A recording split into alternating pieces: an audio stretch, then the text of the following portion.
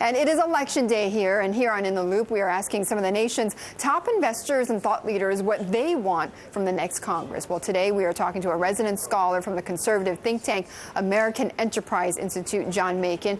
He's a former consultant to the U.S. Treasury Department, the Congressional Budget Office, and also the IMF. And John, great to have you with us. After hearing what Cody is saying, what do the Republicans need to do to prove that they know how to handle the economy any better? Good morning. Yes, I think the Republicans certainly have a challenge because if the election goes the way it looks as it's going to, the message will be smaller government, less intrusive government, and so the changes are going to have to be smart changes. Certainly less regulatory burden and uncertainty on business is at the top of the list. So what does that mean then, John? Well, I think, a lot of the environmental regulations and healthcare initiatives are being made more complicated by the government agencies that administer them, that are under the direction of the White House. I think there'll be a look to kind of push that back and give businesses more certainty. Okay, what's going to be on the priority list, though? What's number one?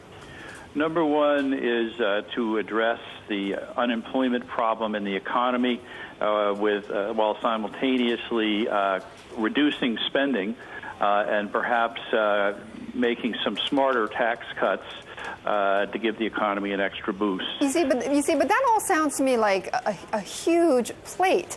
But tell me number one. Okay, trying to get the jobless rate down. What does that mean for the Republic? What do they have to do?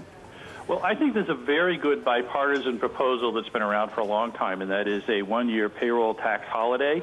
Okay. The payroll tax is a tax on hiring American labor, and it certainly would make sense, both in terms of helping business and helping households, to give a one-year holiday. That's going to cost $600 billion, and some of that is going to have to come out of reduced spending in other areas. Well, how likely would that be passed? I'm sorry? How likely would that be passed? I think that there's been bipartisan support for that ever since the original stimulus package was passed.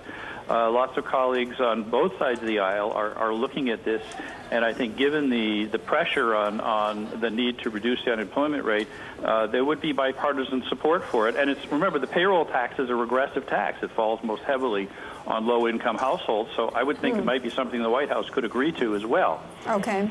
What are the chances, though, John, that there could be gridlock? Well, there's always a chance of gridlock, but I think the other message in this election is don't have gridlock. Get together and do something to help the economy recover, because too many American households are hurting, both in terms of the loss in the value of their house and they don't have a job. Right. Nobody wants gridlock, but how can you avoid that if you then have a democratically controlled White House and then you've got a Democratic president and then you've got a Republican majority in the House and then likely a higher percentage of Republicans in the Senate? How do you avoid gridlock there, though?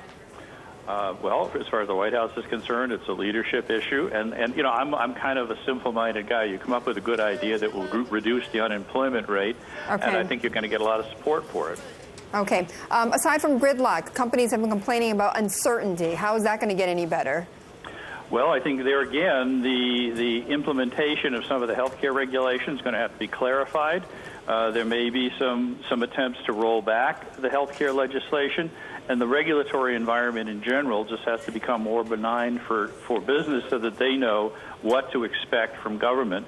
And I think what the message is, they want to have less interference from government. But I think health care is going to be the biggest issue out of all of those, no? We're not talking just, modifications. We're talking about a total rollback. I think that's a distinct possibility, but that could be, there's a lot of sentiment, both in the polls and in terms of the rhetoric of the Republicans who are coming into the House and perhaps the Senate, for less aggressive health care legislation. Okay, John, we'll leave it there. Thank you so much, John Makin of the American Enterprise Institute.